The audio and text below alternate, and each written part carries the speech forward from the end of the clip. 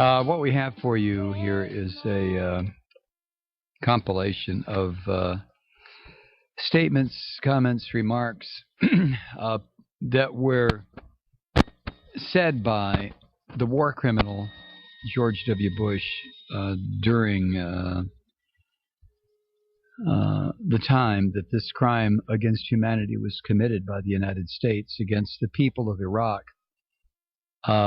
We put it together for you. We want you to hear a compilation now of George W. Bush statements regarding Iraq.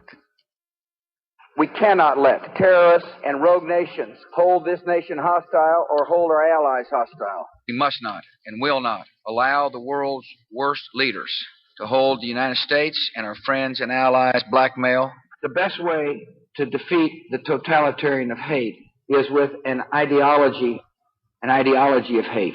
We don't fight a religion. We fight evil. Our struggle is against evil people that claim they're religious but are not.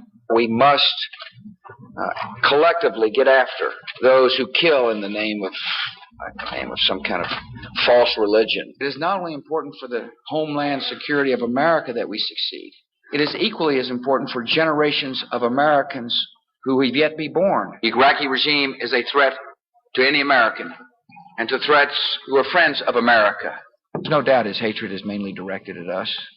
After all, this is the guy that tried to kill my dad. Somebody say, "No, where's Mandela?" Well, Mandela's dead because Saddam Hussein killed all the Mandelas. The world has waited a long time for Mr. Saddam Hussein to disarm. He'll say, "Oh, I'm disarming," after he said he has no arms. I'm honored to shake the hand of a brave Iraqi citizen who had his hand cut off by Saddam Hussein.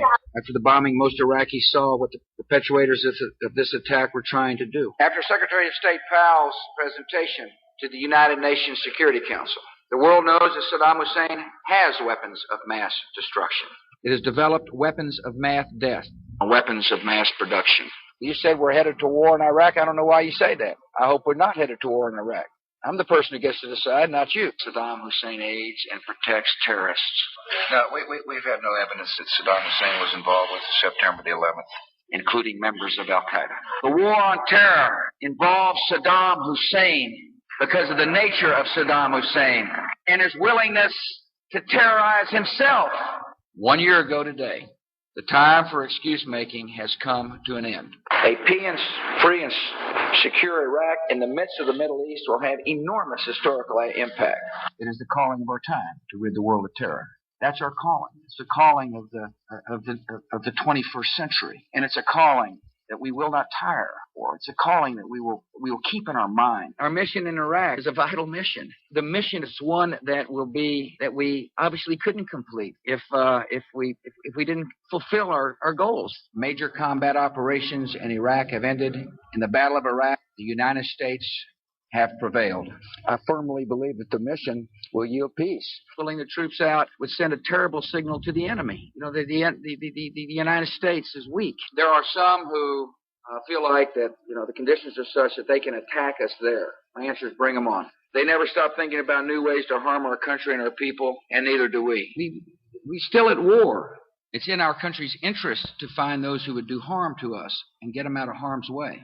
There will be serious consequences for the Iraqi people, and that's freedom. It wasn't all that long ago that we started military operations. We've been there, how many days? Are you counting the days since we've been there? Because I'm not. American forces were to step back from Baghdad before it is more secure a contagion of violence could spill out across the entire country. The terrorists could emerge from the chaos with a safe haven in Iraq to replace the one they had in Afghanistan, which they used to plan the attacks of September the 11th, 2001. Fully understand those who say you can't win this thing militarily. That's exactly what the United States military says, that you can't win this military. To win this war against freedom, we must deal with threats before they fully materialize through death on our own soils. I hear there's rumors on the internets that we're going to have a draft. We're not going to have a draft, period. I made it very plain. We will not have an all-volunteer army. And yet this week, we will have an all-volunteer army. I think we are welcomed, but it was not a peaceful welcome. They're obviously killing Americans, but they're killing a lot more Iraqis. And when Americans learn to speak a language, learn to speak Arabic. Those in the Arabic region will say, gosh, America's interested in us. They care enough to learn how we speak. Under the dictator, prisons like Abu Ghraib were symbols of death and torture. Prime Minister brought up the Abu Ghraib situation. Detainees at Abu Ghraib will be relocated. But I'm the decider, and I decide what is best, and what's best is for Don Rumsfeld to remain as the Secretary of Defense. And we're a country of deep compassion. We care. One of the great things about America, one of the beauties of our country, is that when we see a young, innocent child blown up by an IED, we cry. I understand the anguish that some feel about the death that takes place. I grieve for every death. I know what it means to hug mothers and wives. Wars are not a time of joy. These aren't joyous times. The Iraqis are fully staffed, and they got their team in there. But give my chance a plan to work. And victory is a country that where the Saddamists and the terrorists can't unwind the democracy. We've got a strategy, and I'm gonna keep talking about the strategy. It'll yield to victories. I know there's a lot of speculation that these reports in Washington mean there's going to be some kind of graceful exit out of Iraq. We're going to stay in Iraq to get the job done. It'll take time to restore chaos and order, but we will. There's no doubt in my mind when history was written, the final page will say victory was achieved by the United States of America for the good of the world. There have been disappointments. Not having weapons of mass destruction was a significant disappointment. I don't know if you want to call those mistakes or not, but things didn't go according to plan. Let's put it that way. Things didn't go according to plan. Let's put it that way.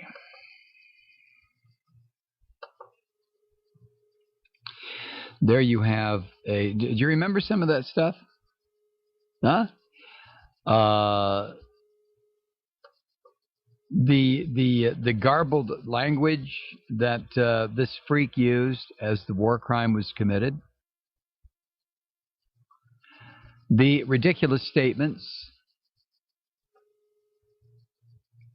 The false charges, the deliberate lies, and the American people went along with it. Now, I'll tell you something that you probably already know. Even you right-wing morons know this. What we did in Iraq was, in fact, by any definition. And I realize we don't subscribe to global definitions anymore about what constitutes legal and illegal behavior, moral and immoral behavior on the international stage. We don't pay any attention to that anymore. If it involves crossing other people's borders, if it involves demonizing other people's religions, if it involves destabilizing other people's currencies or governments, if it involves what is universally recognized as war crimes, we don't pay attention to that anymore. That's for other nations to play with. We do whatever we goddamn choose, and it's up to our leaders du jour to make those decisions, whether it is a war criminal like Bush or an emerging war criminal like Barack Obama. It doesn't make any difference. Or a war criminal like Bill Clinton. Doesn't make any difference. We go however, by God, we want to go.